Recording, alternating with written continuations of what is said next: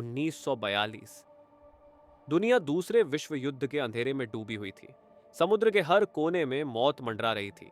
धमाके, टॉर्पीडो और दुश्मन की सबमरीनें। केप टाउन के एक सुनसान से पोर्ट पर एक पतला, शांत, मेहनती चीनी नाविक पूर्ण लिम अपनी छोटी सी थैली लेकर एसएस पेन लोमड़ पर चढ़ रहा था। चेहरे पर हल्की मुस्कुराहट थी, लेकिन उसकी आंखों में एक बेचैन सा डर छुपा हुआ था। युद्ध के दौरान किसी भी जहाज पर सफर करना जैसे अपनी किस्मत को दांव पर लगा देना। जियोगे या डूब जाओगे। फिर भी पूर्ण ने हिम्मत से काम संभाला। दिन गुजरने लगे। सुबह का काम, दोस्तों से बातें, थोड़ी हंसी मजाक और रात को थक कर सो जाना। कभी कभी यह शांति असल तूफान से पहले का पल होती है। 23 नवंबर 1942।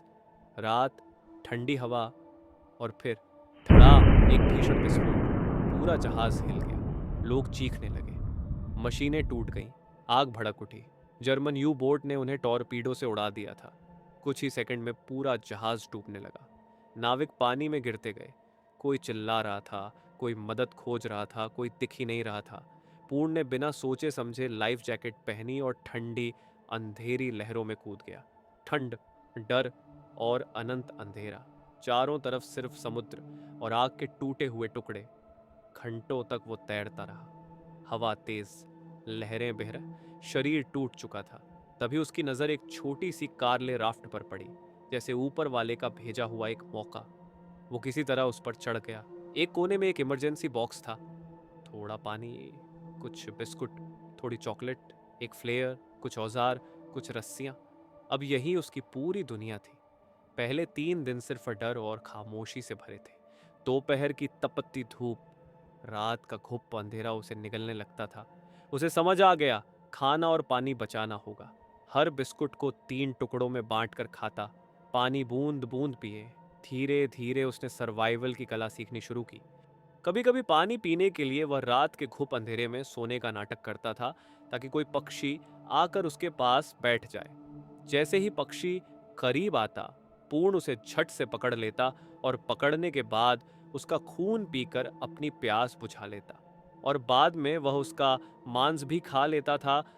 अगले ही दिन सुबह होते ही अचानक तेज बारिश शुरू हो जाती है और इसे देखकर पूर्ण बेहद खुश हो जाता है। यह उसके लिए ऊपर वाले का किसी वरदान से कम नहीं था।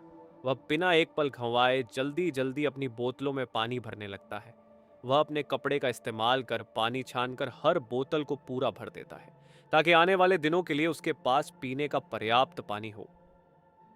कीलों को मोड़कर हुक बनाया, रस्सी से फिशिंग लाइन और कैनवस से बारिश पकड़ने का इंतजाम। पहली मछली नहीं फंसी, दूसरी भी नहीं, लेकिन पूर्ण ने हार नहीं मानी। और फिर छपाक, एक मछली फंसी। पूर्ण की आंखों में चमक लौट आई। समुद्र ने उसे आसान रास्ता नहीं दिया। शार्क उसके राफ्ट के आसपास घूमते रहते, बड़े भयानक तेज दांत वाले। रात भर वह राफ्ट के बीच बैठा शार्क के साए में कांपता रहा। एक दिन एक शार्क इतना करीब आई कि पूर्ण ने अपनी हिम्मत दिखाई। रस्सी हाथ में लपेटी, पानी में झुककर शार्क को पकड़ लिया। वो छोटी थी, लेकिन उसके लीवर में पूर्ण को जिंदा रखने वाले पोषण थे। बेइंतहा भूख, जलती धूप और अनंत तन्हाई। हर दिन एक जंग था, लेकिन पूर्ण की सबसे बड़ी ताकत थी। मैं मरने वाला नहीं। कई जहाज उसके आसपास से गुजरे, एक प्लेन उसके ठीक ऊपर से गया, लेकिन किसी ने उसे नहीं देखा। हर बार उम्मीद टूटती, आंखों में आंसू आते, पर पूर्ण राफ्ट के किनारे को कसकर पकड़ लेता। मैं अभी यहां हूं, मैं अभी जिंदा हूं। हर तूफान, हर तेज हवा की लहर, पूर्ण खुद को रस्सी से बांध लेता। कई बार उसके हाथ खून से भर गए। अगर वह रस्सी खुल जाती, उसका अंत तय था। अकेला, बेअसरा, बेसहारा, लेकिन उसका हौसला ऊंचा था।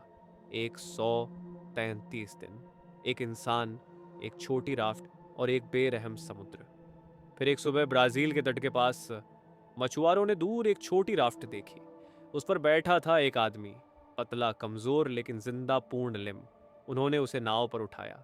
पूर्ण की आंखें पानी से भरी थीं, लेकिन उनमें जीत की चमक भी थी। डॉक्टरों ने कहा, यह एक चमत्कार है। पूरा 133 दिन, बारिश का पानी, मछली, शार्क, धूप, तूफान, अंधेरा, तन्हाई, पूर्ण ने हर चीज को मात दी। जब एक अधिकारी ने पूछा, तुम कैसे बचे? पूर्ण ने शांतिपूर्वक कहा। मैं हर दिन सिर्फ यही सोचता था, कल भी जिंदा रहना है। और यही सोच, यही जुनून इस कहानी को अमर बनाता है। जिंदगी कितनी भी मुश्किल हो, रात कितनी भी गहरी हो, उम्मीद कितनी भी कमजोर हो, अगर इंसान का इरादा मजबूत हो तो समुद्र भी उसे नहीं हरा सकता। तो आज के लिए बस इतना ही। अगर वीडियो आपको पसंद आई हो तो लाइक और सब्सक्राइब जरूर कर देना, ताकि इस तरह की और भी बेहतरीन कहानियां मैं आप तक पहुंचाता रहूं। हम मिलेंगे अगली वीडियो में।